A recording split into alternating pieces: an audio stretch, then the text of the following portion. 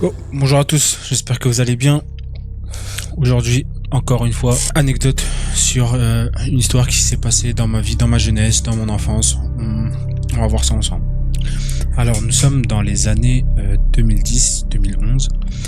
Ces années-là, j'avais 11 ans.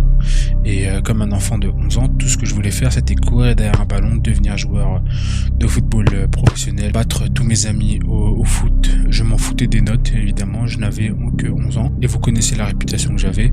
J'étais un très bon élève, mais qui n'était pas studieux à la maison. Donc ces années-là, 2010-2011, j'avais entre 10 et 11 ans. Et vous savez, quand on a cet âge-là, et surtout à cette période-là, on parlait beaucoup d'un phénomène qui était la dame blanche. Mauvais présage. Si on rentre dans son jeu, elle aurait une approche plutôt protectrice, et si à l'inverse on l'ignore, elle attirerait le mauvais œil.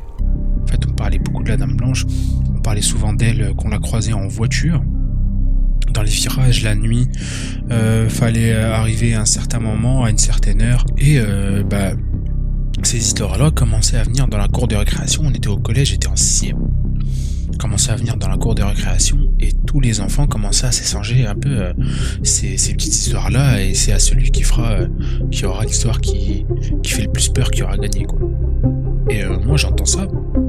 Évidemment, je ne comprends absolument pas de quoi ils veulent parler, sachant que je viens d'atterrir en France il y a 5 ans, donc je connais pas du tout le monde qu'il y a autour. On a ça aussi un peu en Algérie, mais c'est plus pour punir les enfants, donc les adultes ne parlent pas du tout de ça. Et là, c'était la première fois où j'étais confronté à une histoire horrifique qui était racontée par des adultes et vécue par des adultes, parce que je vous rappelle, l'histoire de la dame blanche, c'est que tu la croises en voiture. Un enfant qui conduit jusque-là, j'espère qu'on n'en croisera pas sur les routes. Donc c'était la première fois où j'entendais vraiment ce genre d'histoire venir jusqu'à mes oreilles, encore dans la cour de récréation. Et j'étais vraiment intrigué par la dame. Moi, j'avais absolument pas peur de ce genre de choses. Je n'y croyais pas et j'y crois toujours pas. Et en fait, au fur et à mesure, je commence à en savoir un peu plus sur ça. Des gens qui racontaient un peu des histoires, tu sais pas ce qui est faux, ce qui est vrai, voilà, on sépare pas trop à cet âge-là. Et on commence à en parler, etc. avec les amis. Vous savez, la nuit dans le quartier, en été, on traîne un peu, voilà quoi. Il fait nuit, on commence à se raconter des histoires dehors, on commence à se faire peur, etc. Et là, en fait, j'entends qu'il y a quelqu'un qui a réussi à voir et à parler avec la dame blanche chez lui en faisant quelque chose d'assez spécial. Bon, évidemment, c'est faux, hein, mais c'était une histoire qui était censée faire peur, mais moi je l'ai pris premier degré, hein, je l'ai pris premier degré. Et en fait, cette histoire-là,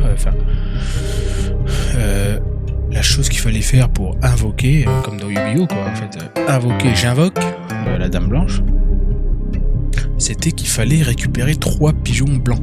Donc il fallait les tuer. Et quand j'ai entendu ça, je me dis je vais pas le faire. Je vous inquiète pas, je ne l'ai pas fait. Et fallait faire ça à minuit devant un miroir dans la salle de bain, enfermé, tout ça, etc. Il y avait un tas de process pour arriver à ça. Et je me rappelle, une nuit, j'étais tout seul à la maison. Mes parents ils étaient pas là, mes frères, ils avaient déjà leur appartement, tout ça, mes parents ils étaient pas là. Et je me suis dit, vas-y, j'étais vraiment con. Voilà, j'avais vraiment pas peur, hein. Faut vraiment pas faire ça. Et je suis parti dans la salle de bain, j'ai fermé à clé, j'ai allumé la petite lumière, la petite LED. Et là, j'ai commencé à dire, à répéter 3 fois, dame blanche, dame blanche, dame blanche. Et je répétais. Et en fait, au bout d'un moment, je sais pas ce qui s'est passé. J'ai commencé à ressentir, une pression. J'ai commencé à ressentir un truc qui était vraiment malsain. Et j'ai tout de suite pris peur. Je me sentais vraiment pas bien. Et du coup, je suis parti directement sur mon lit. Et vous savez, quand on est petit, on met la couverture bien sur les pieds. Comme ça, le monstre ne peut pas nous attraper les pieds. Et je suis pas cette nuit-là. Et en fait, cette nuit-là, je dors pas beaucoup. J'étais vraiment fatigué. Et en fait, j'arrivais pas à dormir parce que tout simplement, j'avais peur qu'elle vienne sans que je le demande. Et une nuit, 2 nuits, 3 nuits passent. J'ai toujours cette image-là, cette sensation-là dans ma tête. Et en fait, j'arrive pas à dormir la nuit. Et on est en été, donc il fait chaud, ça rajoute à la dureté du sommeil. Et c'est très dur de s'endormir. Ça. Et vraiment, j'avais du mal à m'endormir. Je faisais des nuits de 3 heures alors que j'avais 11 ans, quoi. Donc, normalement, je prends mes nuits correctement.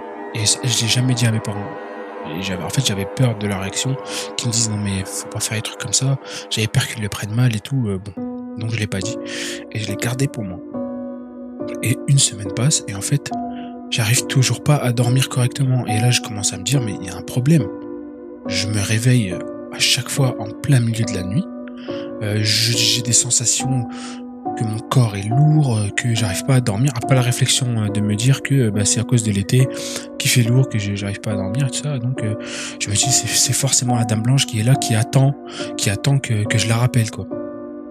Et je me suis dit franchement, si je me sens trop mal, je vais la rappeler pour qu'elle me laisse enfin tranquille. Évidemment, comme un con que je suis, je me rappelle, je suis un enfant qui ne voulait que taper dans le ballon, il m'en foutait de tout le reste. J'arrive une nuit dans la salle de bain, je ferme la clé comme d'habitude. Là, mes parents étaient là, ce soir-là, ils étaient là. Je ferme la clé, j'éteins la lumière, j'allume la petite LED. Et je répète. Dame blanche, Dame blanche, Dame blanche. Toujours rien. Je répète ça 3 fois. Dame blanche, Dame blanche, Dame blanche.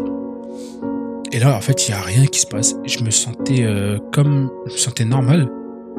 Mais il n'y avait rien qui se passait. Et j'étais vraiment dégoûté parce que je me dis, putain, mais j'espère que ça a marché sans que je le sache, quoi. Je vais dormir et cette nuit-là, je me rappelle. Je pense que ça a commencé à s'arrêter les troubles du sommeil. Et en fait, les nuits d'après, sans cesse, toutes les nuits, j'avais des apparitions, je voyais des ombres partout dans la chambre. En plus, avant, normalement, je partageais la chambre avec mes frères, avec mon frère. Donc, j'étais jamais seul dans la chambre. Et là, c'est la première fois où j'ai ma chambre à moi et je suis tout seul. Et en fait, à chaque fois que j'ouvrais les yeux, je voyais des ombres marcher. J'entendais des bruits de pas, des craquements comme si des branches tombaient des arbres. J'entendais plein de choses qui se passaient dans ma chambre. Et quand j'allumais la lumière, il n'y avait plus rien. Donc je me suis dit, je vais juste dormir avec la lumière allumée, ce qui est jusqu'à là, ce qui est normal. Et en fait, ça a continué. J'entendais des bruits de partout. J'entendais des gens, des choses qui marchaient sous mon lit. J'entendais plein de trucs et tout. Et en fait, j'ai décidé de le dire à mes parents. Et vous savez, nous, dans la culture musulmane, il y a beaucoup de raqiya, ça s'appelle. C'est de lire certains versets, de se faire dire certaines choses pour que l'enfant se calme, etc. Et en vrai, ça m'a beaucoup aidé. Je sais pas du tout si il s'est passé quelque chose cette nuit-là, mais je sais que je me sentais vraiment mal, que j'entendais plein de choses. En fait, je voyais jamais rien, mais j'entendais plein de choses. Je faisais plein de petits troubles de sommeil. Je me réveillais en pleine nuit, j'arrivais plus à dormir, j'étais en transpiration et tout. Et je pense que la meilleure chose que j'ai faite, c'était d'en parler à mes parents. Et sur ce coup-là, ils m'ont vraiment aidé. Évidemment, je n'ai plus jamais recommencé. Jusqu'à aujourd'hui, je ne recommencerai plus jamais ce genre de choses. Et je ne le conseille vraiment à personne. C'est vraiment des idées de cons. Voilà. Voilà, j'espère que cette petite histoire vous aura plu. C'était pas vraiment une histoire qui fait peur. C'était plus je partage avec vous une séquence de ma vie où vraiment je me sentais très mal. Où en tant qu'enfant, c'était la première fois où je vivais ça et que je comprenais pas du tout ça. J'espère que vous aura plu. Si ça vous a plu, faites-le moi savoir.